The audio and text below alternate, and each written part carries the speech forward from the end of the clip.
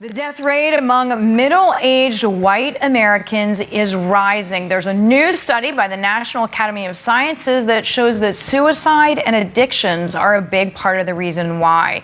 Psychotherapist Dr. Robi Ludwig is here. Internist Dr. Rosie Chauhan. Thank you so much for the time, both of you. So what is going on? I mean, is this rate of suicide actually moving the needle for a demographic of a whole group of people?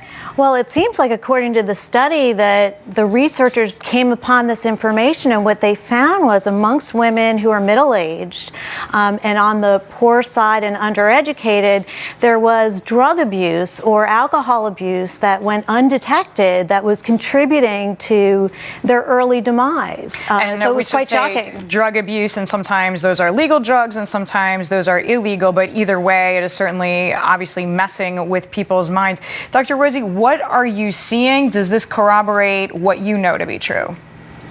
Well, there are certain factors driving this rise in the death rate. It's been going on actually for the last 15 years.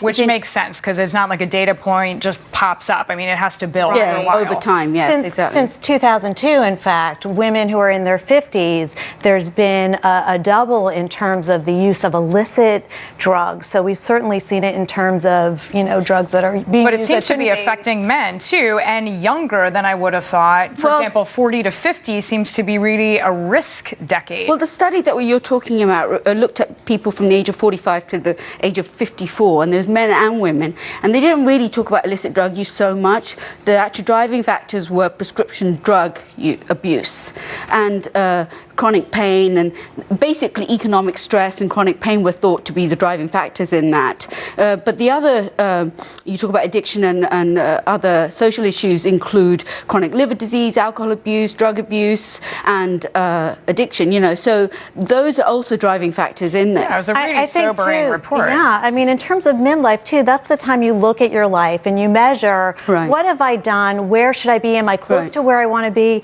What does my future hold for me? So for the person who is feeling really hopeless, that could be deadly in certain situations, especially in a culture that serves as a backdrop that basically says, prizes you. Right. What do you have to look forward to? As you age, you become less relevant, less opportunities are available. It isn't true, but that's kind of the information that we have fed to midlifers for a long time. And as you rightly point out, it's an uncomfortable report card for some who maybe don't have an extra perspective or extra context. On a lighter note, a new study is showing that 2 cans of Diet Coke or other chemically sweetened drinks can increase the risk of heart failure by up to 23%. Dr. Chauhan, does that seem high? Does that seem aberrant? Does that seem about right? It's definitely high. I mean, it's the first study done of this type, so you can't really say is it high or low, but you can't compare it to anything. I think a lot of studies that have been done before are looking at coronary artery disease, and this is looking at heart failure, so you have to know that these are 2 different diseases.